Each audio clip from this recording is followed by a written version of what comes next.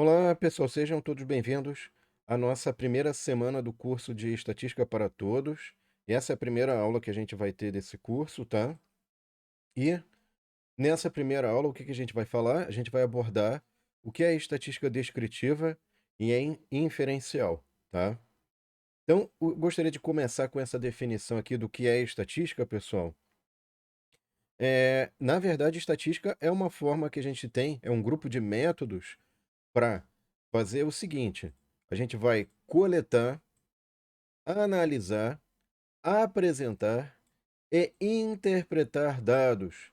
E a partir disso, vai tomar decisões, tá? Então, repara que na estatística é importante a questão dos dados, tá?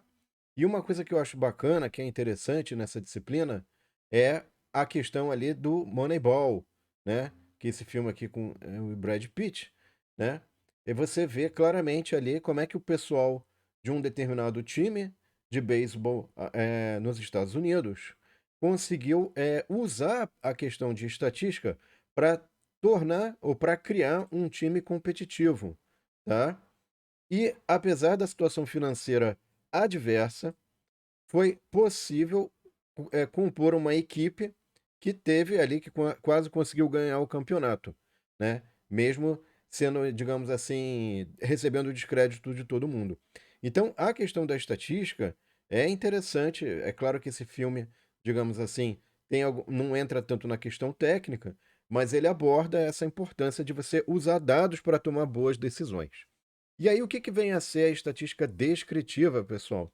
Estatística descritiva, como o próprio nome já indica, é justamente quando você utiliza métodos para organizar, exibir e descrever dados, utilizando, por exemplo, tabelas, gráficos e medidas resumidas, tá? Então, se você pegar uma base de dados e colocar no formato de uma tabela ou compilar numa tabela, ou ainda fazer um gráfico como esse gráfico aqui que a gente chama de histograma ou gráfico de barras, tá? Depois a gente vai ver mais para frente a diferença entre histograma e gráfico de barras, mas a gente fez um gráfico a partir dessas tabelas, né, que vão nos ajudar, ou ainda medidas resumidas. Um exemplo de medida resumida, média, por exemplo, tá?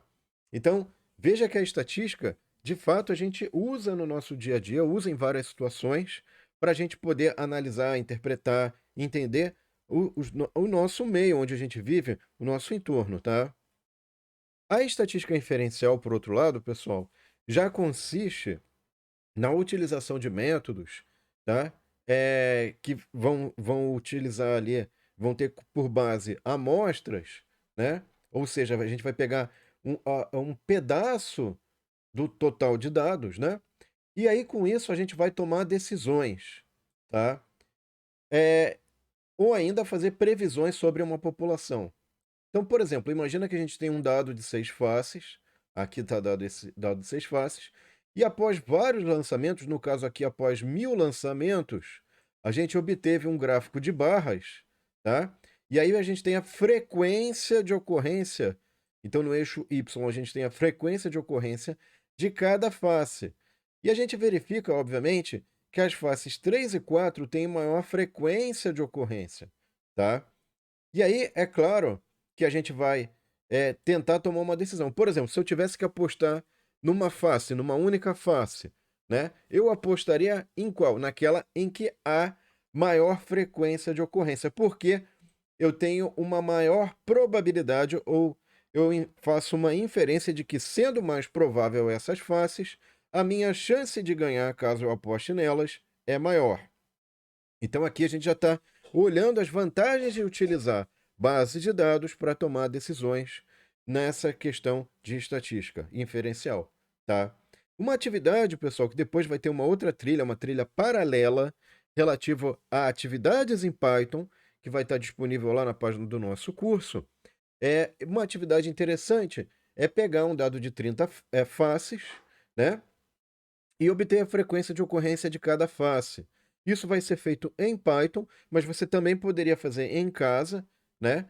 Enfim, jogando, sorteando um dado de 6 faces. É claro que fazer isso manualmente, mecanicamente, é mais demorado, é mais chato também, né? E em Python é muito mais interessante, mais produtivo.